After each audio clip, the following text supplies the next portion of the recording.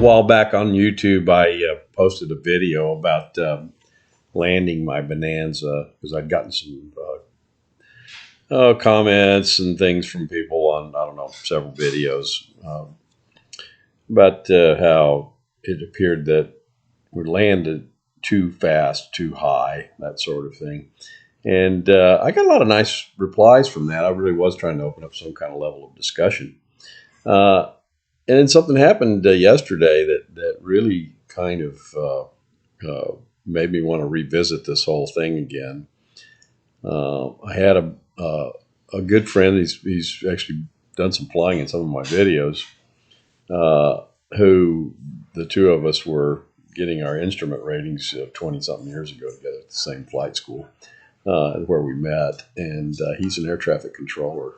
And he had a very unfortunate incident on final out at the local airport in Georgetown and ended up with his airplane on top of a house. The comments that were made about, I think it was actually one of Gary Stevens' videos where, well, I think I took a ride with him when he got his new V-35B. It's been a year or two ago. Was that we fly our Bonanzas like we're 707 pilots or something. It's really high and fast. When you really don't have to do that, and the banter went on back and forth on the YouTube comment section. And by the book, yeah, you know, my airplane stalls at 70 knots, roughly 71 knots, something like that. And if you fly just at the minimum percentage above that, you're going to be really, you have no room for error, right? So my buddy, don't know why yet, but he lost his engine on final about a quarter of a mile from the end of the runway, well, at least the impact was a quarter of a mile. It's an amazing situation because he didn't, there were no injuries. He had 3 people on board. The airplane was probably pretty heavy at that point.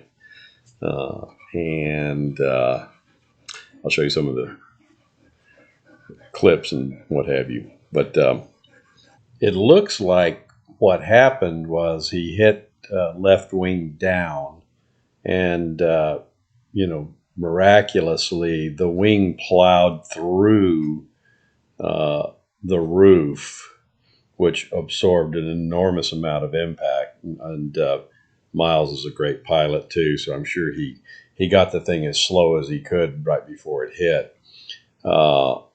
And it tore the left wing completely back.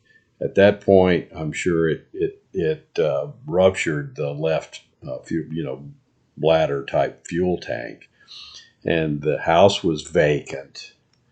And I'm guessing about all this stuff, but just from looking at the site and talking a little bit to Miles, the fuel would have then just drained down through the attic space of the house or whatever, and it was completely away from the hot engine and stuff. So there was no post-impact fire, which just another one of the wonderful nothing but luck. You can call it nothing but luck in this particular situation that happened that kept somebody from getting hurt. Nothing more than a roof of a house getting messed up. Pretty important to understand that just because you can fly an airplane low and slow, on approach and just set it down, soft or short field landings, you're going to have to do stuff like that. But he didn't have any extra energy or altitude, and it was amazing that he's alive.